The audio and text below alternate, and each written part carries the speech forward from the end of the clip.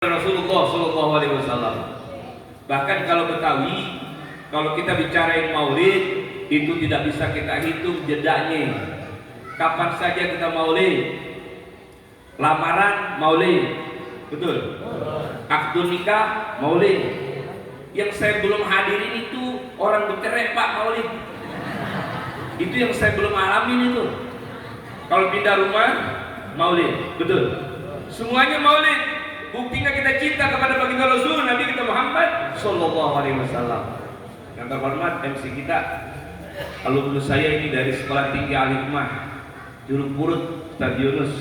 Mudah-mudahan beliau juga selalu sehat dari Allah Subhanahu Wa Taala. Amin. Lagu-lagunya booming Pak. Sekarang belum booming, nanti diangkat oleh Allah Subhanahu Wa Taala. Amin Ustaz. Amin ya Allah. Jadi Bapak Ibu sekalian rahimakumullah, sedikit kita mengulas tentang peringatan Maulid Nabi kita Muhammad Sallallahu Alaihi Wasallam. Kalau kita bicara Maulid mungkin sudah nggak kehitung deh. Sudah berapa banyak kita Maulid, mungkin ribuan, bahkan juga ratusan ribu, bahkan juga sudah jutaan kita Maulid Nabi kita Muhammad Sallallahu Alaihi Wasallam. Tapi yang perlu kita lakukan adalah manifestasi dari Maulid itu sendiri.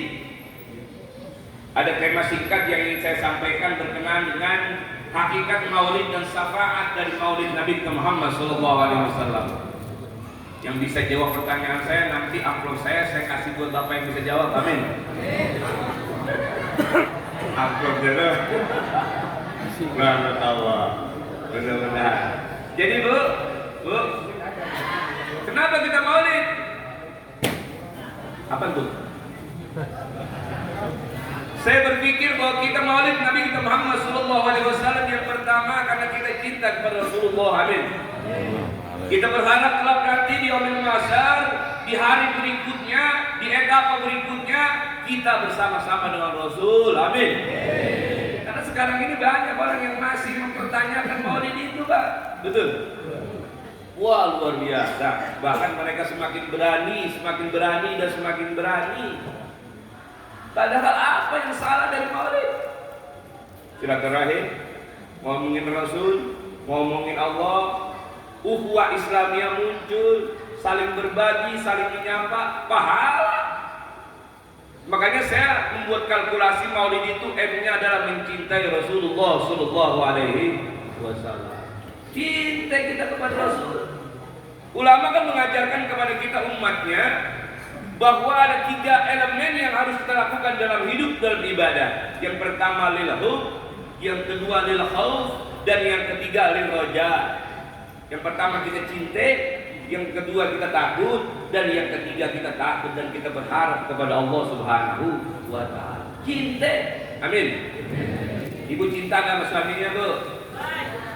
Alhamdulillah biasa. Alhamdulillah. Kalau kira-kira 2 minggu nggak pulang, kita cariin nggak bu? Cari. Kalau udah mau maghrib masih mancing aja, kita cari nggak bu? Cari. Udah maghrib belum pulang masih megangin joran aja Pak.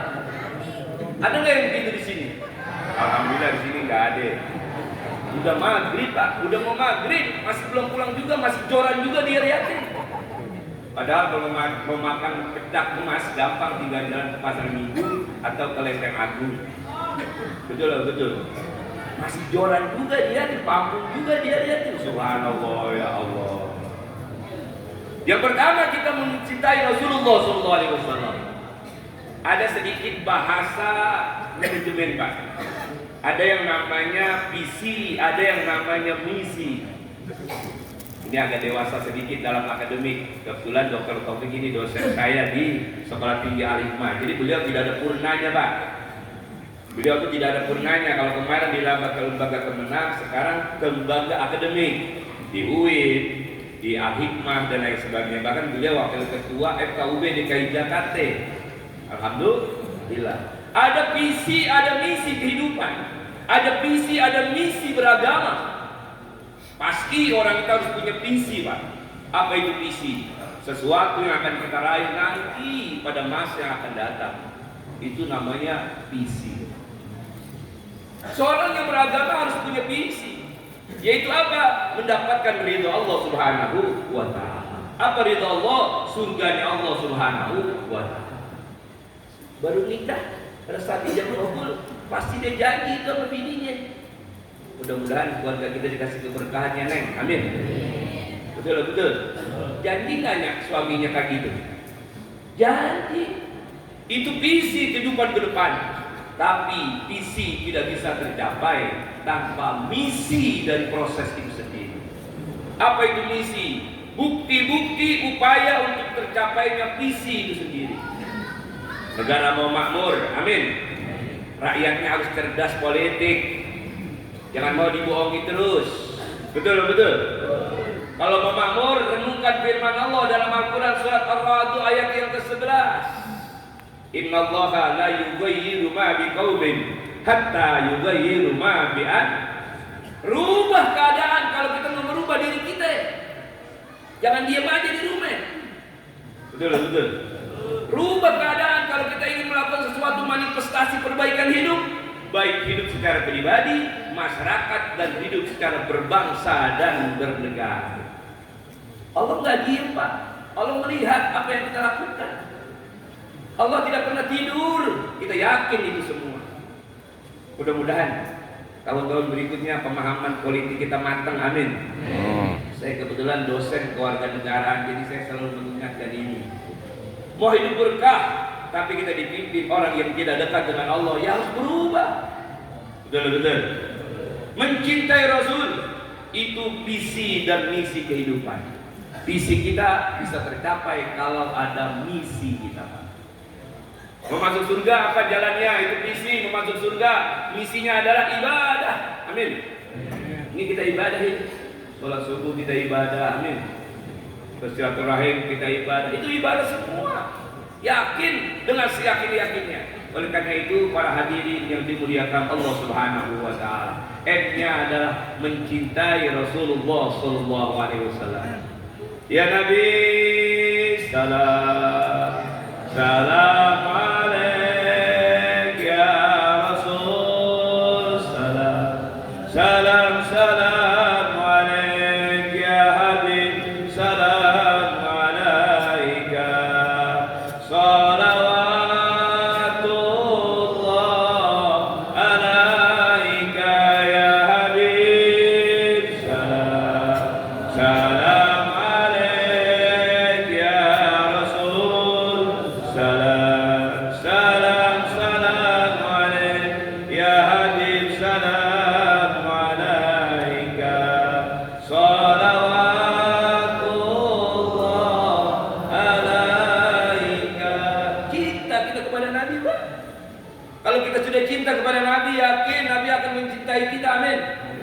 Tapi kalau kita pura-pura mencintai Nabi tapi kita tidak mau wujudkan cinta itu, maka yakin nanti di yaumil mahsyar belum tentu Rasul Nabi Muhammad SAW mau menengok kepada kita.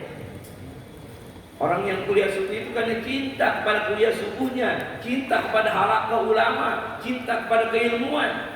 Karena ibadah harus dibarengi dengan nilai-nilai keilmuan. Itu jelas. Konteksnya jelas. Ibadah dengan ilmu itu linier, Pak. Kalau bahasa statistiknya itu linier, saling berpengaruh. Tidak bisa ibadah dengan sendirinya tanpa ada dibarengi dengan keilmuan. Mudah-mudahan kita termasuk umat-umat yang selalu mengedepankan ilmu di hadapan Allah Subhanahu wa taala. M-nya mencintai Rasulullah, membicarakan Rasulullah. Kata Imam Al-Ghazali, orang yang ingin meninggalkan dunia ini dalam indikasi mendapatkan husnul khotimah, yang pertama rajin ngomongin Allah. Amin. Emang kita maulid ngomongin siapa, Pak? Saya nggak ngomongin Ayu Ting Ting, Bu. Ngapain ngomongin Ayu Ting Ting? Sekarang dia dalam piala Oscar, biarin aja itu dia. Ibu ya, saya nggak ngomongin anaknya Anang yang sekarang dapat viewer hampir 8 juta, nggak ngomongin saya. Kita sekarang dibego-begoin, Bu, maaf. Anak kecil belajar nyanyi saja itu orang Islam pada viewer itu 8 juta lebih. 8 juta lebih dia dapat viewer itu, gajinya itu sebulan, luar biasa dari YouTube itu. Kita ini siapa yang bikin itu? Tangan siapa? Tangan umat Islam. Coba kalau orang ngaji, mana mau dia bikin klik itu, view-nya nggak mau kalau orang ngaji. Anak kecil belajar nyanyi, yang nonton itu hampir 9 juta. Dia dapat bayaran dari YouTube setiap bulan luar biasa. Siapa yang mikir itu? Orang Islam. Kurang memahami posisi itu. Nah, mudah-mudahan kita termasuk orang yang menjaga nilai-nilai akhirat di hadapan Allah Subhanahu wa taala. Alhamdulillah, masyukurillah, 2 Jumat terakhir saya masih ikut sholat Jumat di Makkah Al-Mukarramah. Apa yang saya nukil dari khutbah Jumat itu, yang pertama adalah jaga keyakinan dengan maksimal. Jaga akidah, jaga keyakinan.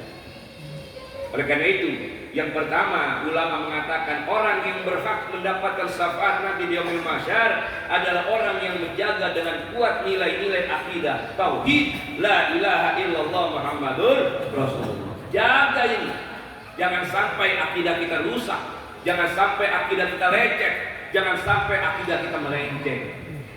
Kalau kita yang sudah kuliah subuh, alhamdulillah, yakin sampai akhir hayat kita akidah kita masih mantap ya Pak, amin.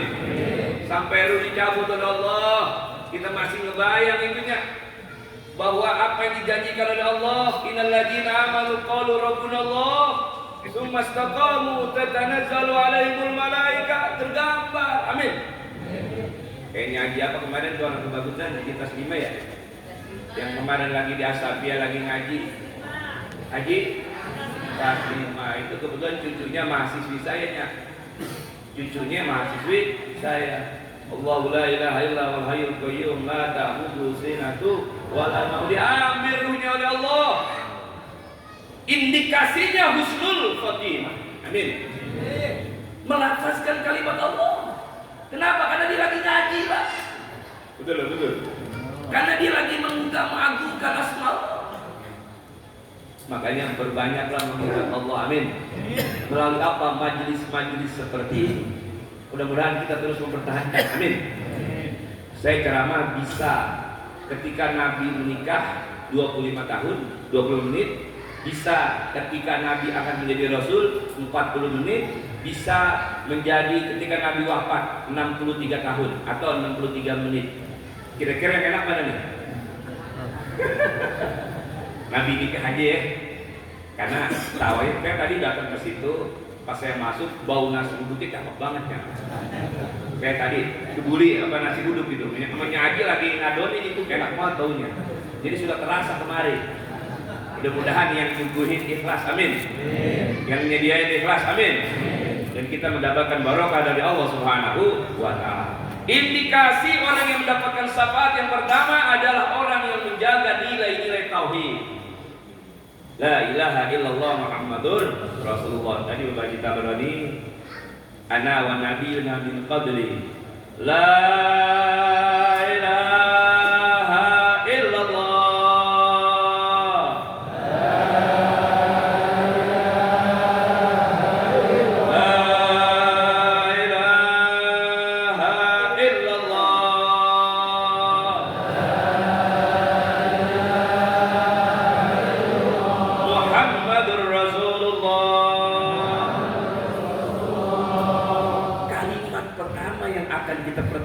Dan bertanggungjawabkan di sisi Allah adalah kalimat tauhid. Mudah-mudahan kalimat tauhid ini membekas dan melekat di dalam hati kita, amin.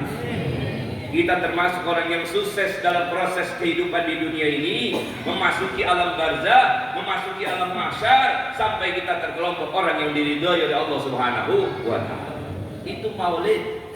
Maulid itu bukan ngomongin yang lain, ngomongin Nabi. Makanya buat teman-teman di sono yang pada jenggotan tuh, ada nggak yang jenggotan sini? Nah, jenggotnya boleh sama, tapi kolbunya beda, amin. Apa enggak ada bahasan-bahasan yang lain selain menyerang maulid? Apa enggak ada bahasan-bahasan yang lain selain menyerang umat Islam saudaranya? Bahwa mereka itu berpikir merenung bahwa perpecahan itu tidak ada gunanya di dalam Islam, bahkan dibenci oleh Allah Subhanahu wa taala. Mau dia maulid, mau dia kunut, mau dia tidak kunut, itu masing-masing pola pemikiran dan ada dasarnya. Betul. Saya kemarin sholat di Jeddah, Pak. Ya.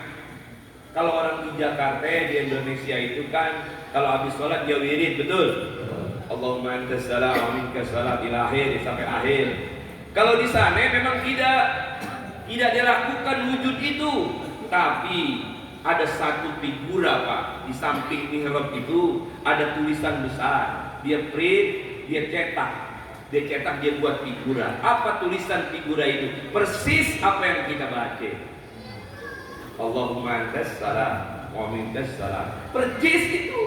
Artinya di Jeddah, di Jazirah Arab sana sama dengan apa yang dilakukan oleh umat Islam di Indonesia. Amin ya Rabbal. Jadi tidak ada salahnya. Orang yang habis sholat itu menyapu muka, tidak ada salahnya. Mengusap muka tidak ada salahnya, kita disalahin. Apa dasarnya kamu mengusap muka? Jawaban saya, muka saya. Emang muka ente? Kalau saya habis sembahyang muka ente saya sekat, boleh ente marah. Betul. Muka saya, tangan saya. Betul ya? Apa hubungannya dengan ente? Kasarnya begitu. Ini kelemahan umat Islam. Hal-hal seperti ini yang terus diperuncing, perbedaan-perbedaan fikih yang akhirnya memunculkan sesuatu yang tidak nikmat dalam proses beragama. Mudah-mudahan banyaknya kuliah subuh kita semakin dewasa, amin. Semakin mematangkan pola pemikiran kita. Ini yang paling penting ini. Matang dalam proses beragama, matang dalam proses bernegara. Dan itulah orang yang sampai kepada ridho Allah Subhanahu wa ta'ala. Ada yang tidur deh? Alhamdulillah. Masa suara saya sudah power begini masih tidur Pak? Wah luar biasa kalau masih tidur saja. Menceritakan Rasul, membanggakan Rasul, menelusuri Rasul, bagaimana Nabi lahir, siapa istri Nabi, bagaimana perjuangan Rasulullah SAW. Saya kemarin hikmah dari Allah. Kita cuma dengar cerita Nabi ditimpukin di Taif Pak, ditimpukin di Taif. Saya dengan Ustaz Amir dan beberapa jamaah umroh langsung interaksi bagaimana sih itu kota Taif. Sekarang Taif itu luar biasa Pak, menjadi satu tempat yang sangat indah. Suasananya sejuk seperti puncak kalau kita ingin rekreasi. Itu Taif. Dulu Taif itu gersang.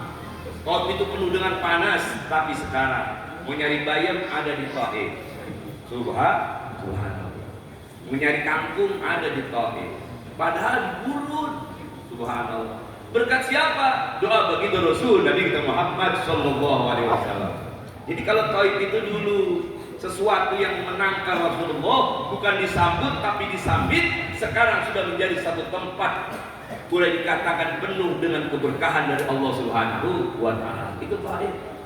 Makanya kalau yang mau ketemu di Taif bulan Februari, saya insya Allah berangkat lagi umroh. Amin. Boleh daftar sama saya. Amin.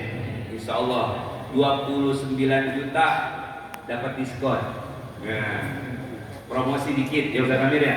Nah, Taif dulu menyerang Rasul, tapi Rasul sangat mencintai masyarakat Taif. Kalau dia tidak mau menyembah Allah, mungkin anak keturunannya, mungkin cicitnya, mungkin juga buyutnya nanti akan menyembah Rasul. Benar Pak? Sekarang itu Taif luar biasa. Memang dia ada di daerah pegunungan yang tinggi. Kita datang tengah siang saja itu suasananya sangat dingin. Apalagi kalau kita datang malam hari. Subhanallah. Siapa yang mendoakan? Baginda Rasul Nabi kita Muhammad sallallahu alaihi wasallam. Sudah 20 menit. Ya. Kita janjinya Nabi menikah umur 25 dengan Siti Khadijah. Di samping Marwah ada satu tempat yang sekarang dikurung sama pagar-pagar hijau. Ada informasi kemarin kepada kami, disitulah rumah Siti Khadijah. Subhanallah. Sebelah sononya tempat Nabi lahir, sebelah sininya ada tempat dikurung pakai batas-batas hijau. Ternyata itu adalah rumahnya Siti Khadijah yang dipelur, tapi pelurnya itu tidak pernah mau rata. Dipelur muncul, dipelur muncul, dipelur muncul. Melembung. Kenapa? Karena ingin mewujudkan bahwa disitulah seorang pejuang mulia dari sisi perempuan, namanya Siti Khadijah, istri baginda Rasul Nabi kita Muhammad sallallahu alaihi wasallam. Ibu-ibu juga harus menjadi Siti Khadijah, Bu. Amin. Sayangin suaminya, rawat keluarganya dengan baik. Itu adalah pejuang-pejuang ibu di hadapan Allah Subhanahu wa ta'ala. M menceritakan Rasul. A-nya adalah apa? A-nya adalah Allah memerintahkan kepada kita untuk bersolawat kepada baginda Rasul. Sering kita dengar kalimat ini. Inna Allah wa malaikatahu yusalluna 'alan nabi. Ya ayyuhalladzina amanu sallu 'alaihi wa sallimu taslima. Allah disuruh, Pak. Man shalla 'alaihi wahidan kana asra shalawatin. Satu saja kali kita bersolawat kepada baginda Rasul, Allah bersolawat kepada kita 10 kali. Subhanallah. Amin ya Rabbal. Kalau ibu-ibu mah solawat kan luar biasa dia. Sambil mulek capek baca solawat nggak bu? Solawat. Sambil nyemburin cucian, solawat. Subhanallah, kalau ibu-ibu makanya ibu-ibu itu ahli surga, Pak. Amin. Kalau bapaknya ridho. Tapi kalau bapaknya nggak ridho, dipertanyakan juga. Mudah-mudahan suaminya ridho ya Bu, amin. Dulu ada seorang namanya Siti Mutiahnya. Dia itu kata Nabi punya kunci surga dari Allah. Mau ceritanya nggak ya? Nah, mau ceritanya nggak Pak? Siti Mutiah 5 menit saya persingkat. Sayyidina Umar, Sayyidina Abu Bakar, Sayyidina Utsman lagi cerita. Dia kata bahwa dia dengar berita dari Nabi, ada seseorang yang berhak menerima kunci surga. Siti Fatimah nguping Bu, dengerin. Ketika dia dengerin, dia kaget. Kenapa bukan saya? Saya ini kan anaknya Rasul, istri Sayyidina Ali radhiyallahu anhu. Kenapa Mutiah? Akhirnya Siti Fatimah cari Bu, cari di mana Siti Mutiah tinggalnya. Apa di Jalan Kebagusan 1, apa di Jalan Kebagusan 2. Dicari sama Siti Fatimah. Singkat cerita, Fatimah datang pertama ditolak, datang kedua ditolak, datang ketiga ditolak. Akhirnya dia diterima. Setelah diterima masuk ke dalam rumah Siti Mutiah, dia lihat rumahnya biasa-biasa aja ya. Tidak ada sesuatu yang bernilai tinggi. Akan tetapi ada sesuatu yang sangat diherankan oleh Siti Fatimah. Di meja makannya ada sebuah pecut yang menemani Siti Fatimah, Siti Mutiah dan suaminya untuk makan. Apanya? Pecut. Siti Fatimah berkata, untuk apa ini ya Mutiah? Kata Mutiah, kalau suamiku ridho dengan masakan yang aku masak, bersyukur kepada Allah. Amin. Kalau suamiku tidak ridho dengan masakan yang aku masak, aku bersedia untuk dicambuknya. Kira-kira Haji mau nggak besok taruh cembuk di sampingnya lu? Taruh pecut samping meja makan lu. Tanya sama Bang Hajinya, gimana Bang Haji, sayur asemnya enak apa enggak? Kalau nggak enak, ibu siap dicambuknya. Kalau tidak enak, ibu minta ridho sama suaminya. Siti Mutiah, amin. Mudah-mudahan ibu-ibunya besok jadi Siti Mutiah baru, amin. Inna Allah wa malaikatahu yusalluna 'alan nabi. Itu Allah perintahkan. Jadi kalau ada orang yang mengatakan maulid tidak berdasar, mari kita hambat bahasa itu dengan firman Allah tadi. Amin ya rabbal alamin. Allah merintahin. Jadi maulid ini bukan sembarang maulid. Ukhuwah luar biasa. Makanya U-nya itu adalah ukhuwah Islamiyah. Amin. Ini kan ketemu semua. Jadi maulid itu adalah sedekah lingkungan kepada lingkungan lain. Saya ketemu dengan sahabat saya di Persatuan Guru-Guru SMK, Ustaz Dr. Andes Ahmad Munir. Beliau adalah koordinatornya. Ketemu Pak, ukhuwah Islamiyah dipintahkan oleh agama, disuruh oleh Allah. Tujuannya kenapa? Agar Islam itu kuat. Amin. Tidak mudah digoyahkan, tidak mudah dikecoh. Hati-hati. Sekarang banyak orang yang mengecoh Pak. Betul. Islam sama Islam seakan-akan ingin pecah.